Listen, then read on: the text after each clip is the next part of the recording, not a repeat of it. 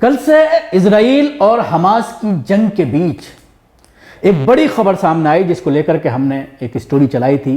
काफ़ी संख्या में लोगों ने उसको देखा, 1 लाख से ज़्यादा लोग उसको यूट्यूब पर और फेसबुक पर भी देख चुके हैं। मामला था इजराइल की जो सबसे ताकतवर ब्रिगेड है, गोलानी ब्रिगेड, उसने उत्तरी गाजा से पलायन शुरू कर दिया है, जाना शुरू कर दिया है।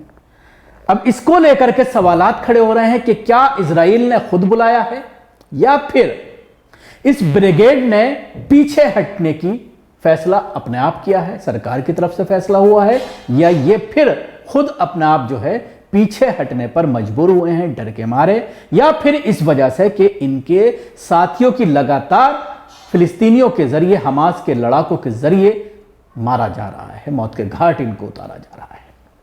7 अक्टूबर 2023 को हमास ने आईडीएफ के एक विशिष्ट बल गाजा ब्रिगेड को नष्ट कर दिया था। आधिकारिक तौर पर उस दिन इस ब्रिगेड के 319 लोगों की मौत हो गई थी। वास्तविक संख्या इससे अधिक है।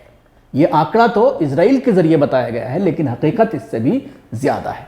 अब यह घोषणा करके कि आईडीएफ का उत्तरी गाजा पर नियंत्रण हो गया है, गोलानी ब्रिगेड को वहीं मैदान छोड़ना पड़ा है।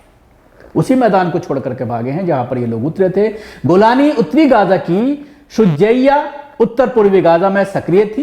गाजा से इजरायली सेना का पीछे हटना कठोर और बढ़ते फिलिस्तीनियन प्रतिरोध के सामने इजराइल के शीर्ष लड़ाकों की हार दर्शाता है।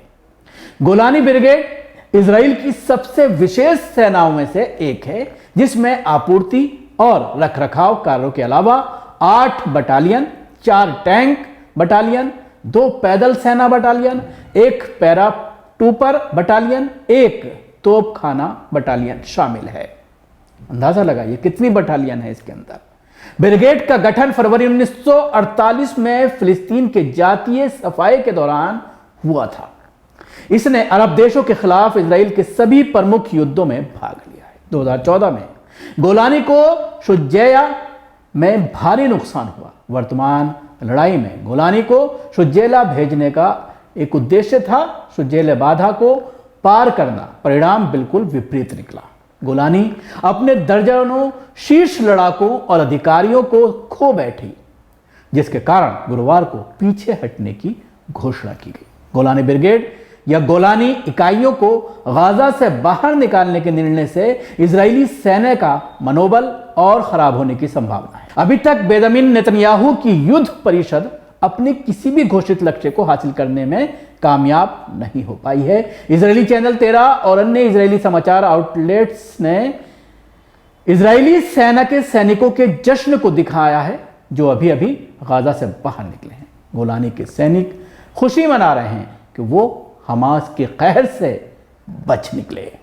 तो आप अंदाजा लगाइए कि जो पेशकश की जा रही है इजराइल के जरिए कि 32 जो बंधक हैं उनको आप छोड़ दीजिए, हम 1 हफ्ते की जंगबंदी कर देंगे। लेकिन हमास ने साफ कह दिया है कि हम एक भी बंदे को नहीं छोड़ेंगे जब तक कि मुकम्मल युद्ध विराम नहीं होगा। हम देखेंगे कुछ दिनों तक कि युद्ध विराम है या नहीं, पूरा होता है 15-20 दिन तक देखेंगे, उसके बाद ही हम कैदियों को छोड़ना शुरू करेंगे। जाहिर सी बात है, कहीं ना कहीं इजराइल जंग हार चुका है। उसके साथ ही यूनाइटेड नेशन की बात करें या अमेरिका के साथ की बात करें, उसमें भी कहीं ना कहीं ढीली पड़ती जा रही है पकड़।